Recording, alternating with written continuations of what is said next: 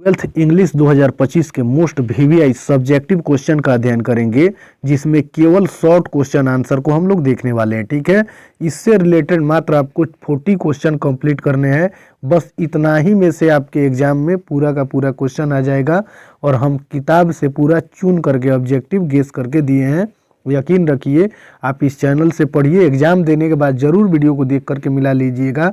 इससे बाहर कुछ नहीं आएगा, 100% गारंटी है। सब का सब क्वेश्चन यहीं से आपको फाइनल एग्जाम में देखने को मिल जाएगा। तो यदि आप चैनल पर पहली बार हैं तो चैनल को सब्सक्राइब जरूर कर लीजिए और अपने दोस्तों को भी शेयर जरूर कीजिए। ठीक है, चलिए क्वेश्चन को देखते हैं। दिया हुआ है कि right A note on Latin influence on old English, यानी ओल्ड इंग्लिश पर लैटिन प्रभाव पर एक टिप्पणी लिखें।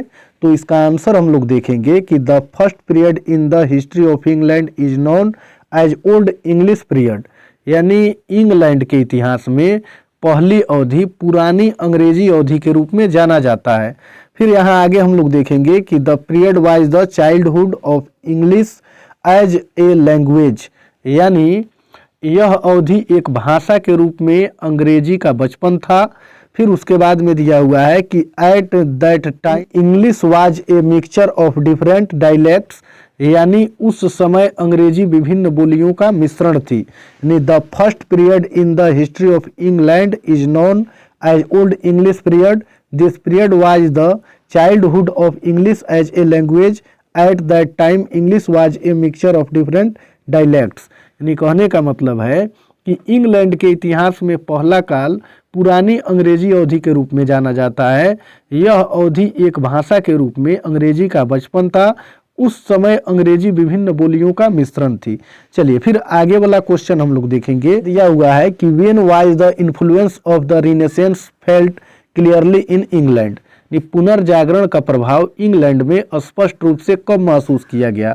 तो इसका आंसर हम लोग देखेंगे कि renaissance style and idea were so to penetrate England and the Elizabeth era in the second half of the 16th century is usually regarded as the height of the English Renaissance। यानी पुनर्जागरण शैली और विचार England में धीरे धीरे फैले और 16वीं शताब्दी के उत्तरार्ध में एलिजाबेथ युग को आमतौर पर अंग्रेजी पुनर्जागरण की ऊंचाई माना जाता है।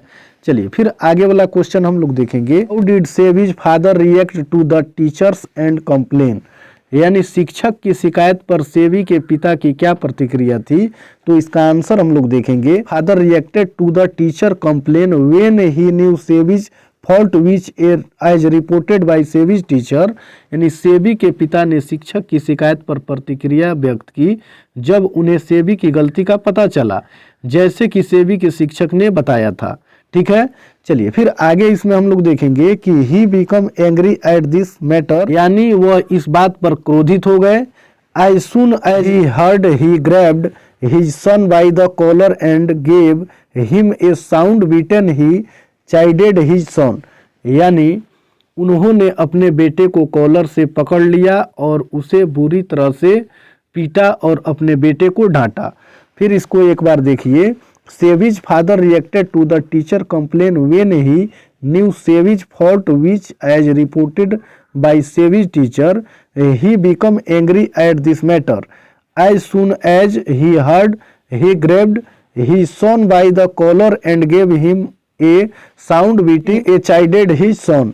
यानी देखिए 4 नंबर क्वेश्चन में दिया हुआ है कि why were the intellectuals in India restless and embittered, यानी कहने का मतलब है कि भारत में बुद्धिजीवी बेचैन और कटु क्यों थे। तो इसका आंसर हम लोग देखेंगे कि the intellectuals in India were disappointed with the British rule because they were not happy to live a life of slavery, यानी कहने का मतलब है कि भारत में बुद्धिजीवी वर्ग ब्रिटिश शासन से निराश था क्योंकि वे गुलामी की जिंदगी जीने से खुश नहीं थे।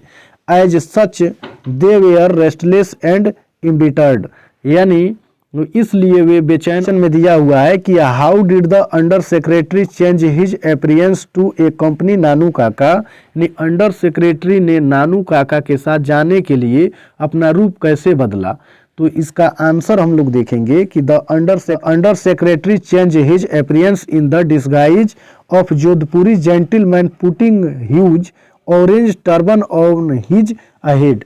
यानी कहने का मतलब है कि अवर सचिव ने अपना वेश बदलकर जोधपुरी सज्जन का वेश कर लिया या बना लिया तथा अपने सिर पर बड़ी नारंगी पगड़ी को बांध लिया। ठीक है।